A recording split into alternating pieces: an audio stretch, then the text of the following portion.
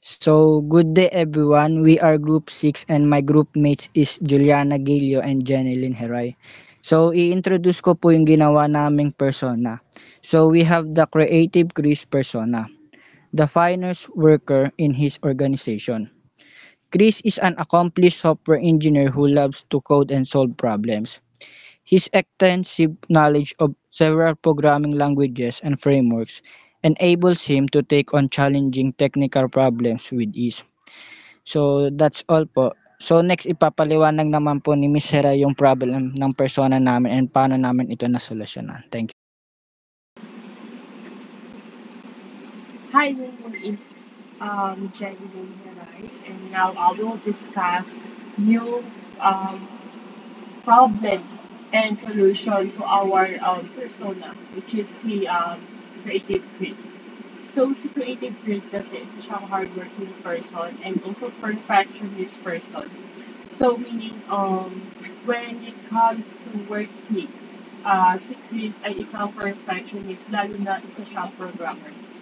So, as Heather said nga, si Chris is isang expert programmer.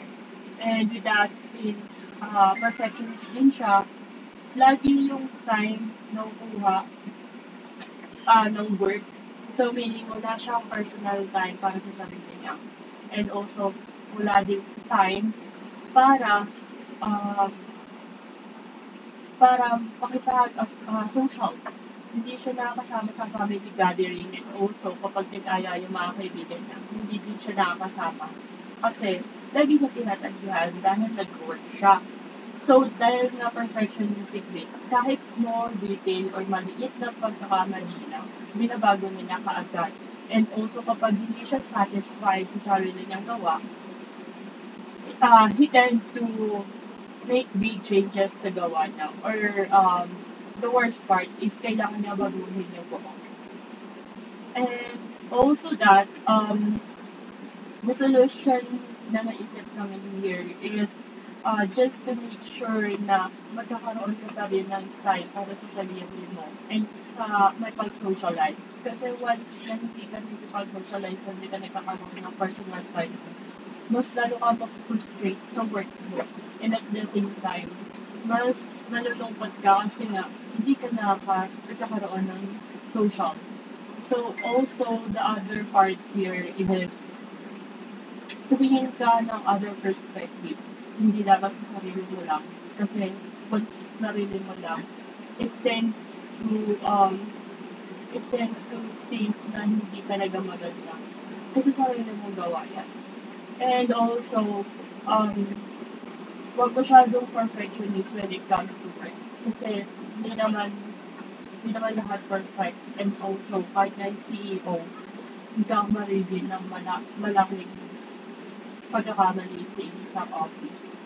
So, with that, uh, huwag mo lang hayaan sarili mong malunod sa trabaho. Yun lang. Thank you. This is Juliana and I'm going to discuss our application prototype called TimeWise. As you can see, this is the login page where user can allow to enter or sign up their account to our application. And upon successfully logging in their account to our application, user will get redirected to the dashboard that consists of panels. First is the triple icon and double icon. The red icon will see the list of upcoming deadlines or any upcoming activity schedule. Next is the total work hours, list of meetings, and today's task, and the line graph of the productivity. From the bottom part is a navigation bar that allows user to easily access different sections of the applications. So next is the user inbox that contains the list of messages from our clients or colleagues and the collaborators list. So upon clicking it, we'll redirect to the user's conversations with their colleagues that allows them to have a real-time conversations.